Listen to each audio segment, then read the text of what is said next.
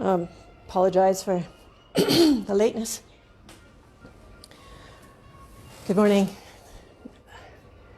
Great to be here. Yes, I got stuck in the lockdown traffic, which I didn't expect to be so busy this time.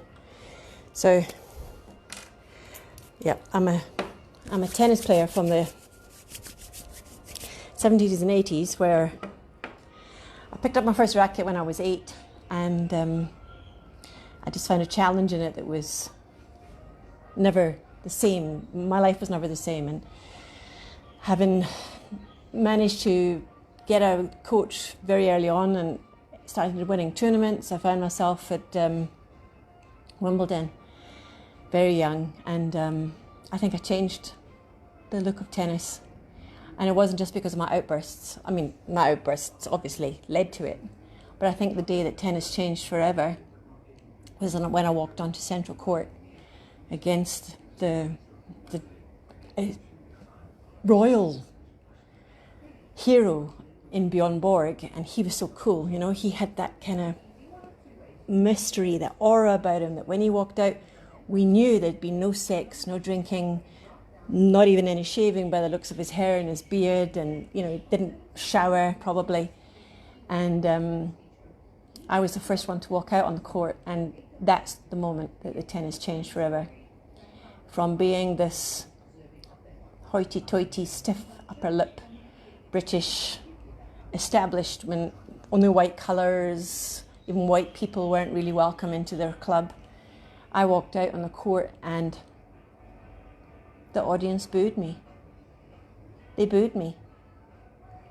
And I was a young kid, but I had that will to win, you know, and I stepped out there, and it was almost made me more defiant, made me more determined to prove that your boos will be taken back. And 4 hours later, and even though I didn't win the game that time because Bjorn was such a formidable opponent, he beat me, but it was the longest set that they had ever seen. So the boos were quiet, they were silent. The crowds, in fact, began to respect me. And even with my tantrums over the years, when Borg lost to me the following year because I have to win, but I didn't necessarily want to beat him because he was such a hero in my eyes. He was such a formidable opponent, and I couldn't read him. Me, I'm all over the show. My emotion was, you know, you could see, it was very clear that I was really pissed off that these linesmen were falling asleep. I mean, they were about 80, and they were sitting there snoring, and the ball was clearly out. And the catchphrase, "You can't be serious." I mean, now people, if I play a celebrity tournament, or if I play in the seniors tournament, the people are disappointed. I have to throw tantrums because that became my trademark. But I was a formidable tennis player in my day too.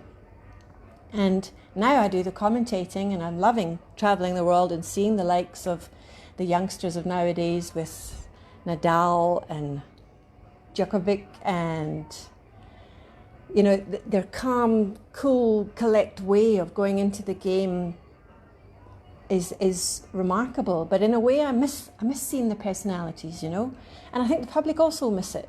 There was an element of drama that I brought, which, I mean, I didn't do it deliberately. It was only I was such an obedient, quiet junior player. It was only when I got to 18 and all of a sudden something inside went, hey, I can voice my opinion.